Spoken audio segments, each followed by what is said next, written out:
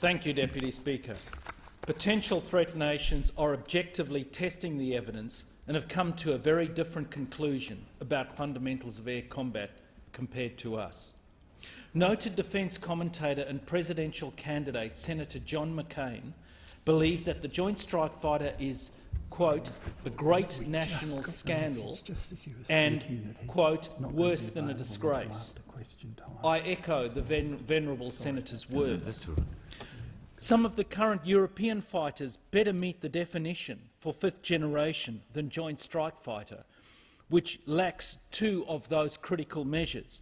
Now, it's very interesting to note that when the F-22 first came out, Lockheed Martin defined fifth generation as having the following characteristics: stealth, sense of fusion, supercruise, or the ability to cruise at supersonic speed without using afterburner, and super manoeuvrability.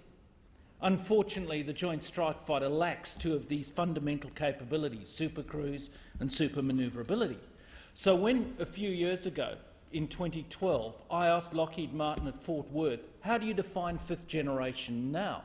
They came up with a ridiculous definition of networks and survivability in contested airspace. What the hell does that mean? The reality, and the unfortunate reality for Lockheed Martin, is that Lockheed Martin doesn't define a generation. The generation is defined by the market. And when you have a look at what the market says, when you have a look at the Russians with their PAK-FA aircraft, you have a look at the Chinese with their J-21 and their J-30, the J-22 and the J-20 and the J-31, the simple fact is those aircraft meet Lockheed Martin's original definition of fifth generation. In other words, they view supercruise and super manoeuvrability as important. Problematically for the Joint Strike Fighter, in an era when, for the first time since the 1960s, tactical speeds in air combat are going up because aircraft will more routinely be cruising at supersonic speed because of the ability of supercruise, the JSF needs to use afterburners to get to that speed, which lights up the sky in infrared, burns fuel at an incredible rate. But here's a further problem.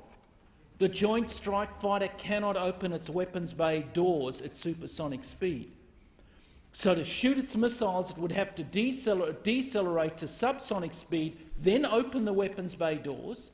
And note that when the weapons bay doors are open, the thing is not stealthy, and then fire its missiles.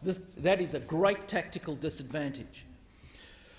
The simple fact is these missing capabilities cannot be put into the design by modifications or upgrades. They are absent forever. The term strike fighter is little understood. In globally accepted terminology, the JSF would be a light bomber with some self-defence capability, which is why it was originally designed only carrying 2 AMRAAM missiles.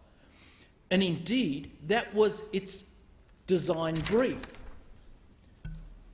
For Australia, there has been no defined strategic requirement for the Joint Strike Fighter. No identified capability gap, just a wish by the aficionados. This is no way to ensure that Australia's defence requirements are met and offer the best value for the taxpayer's dollar.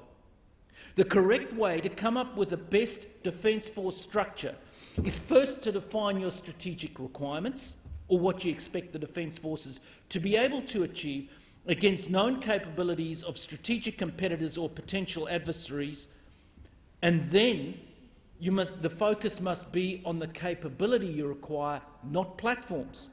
So once the capability requirements have been drafted, there should be consultation with industry. More particularly, there should be detailed analysis conducted to compare various options to filling the capability gap, which compares various capabilities and contenders to fill that gap.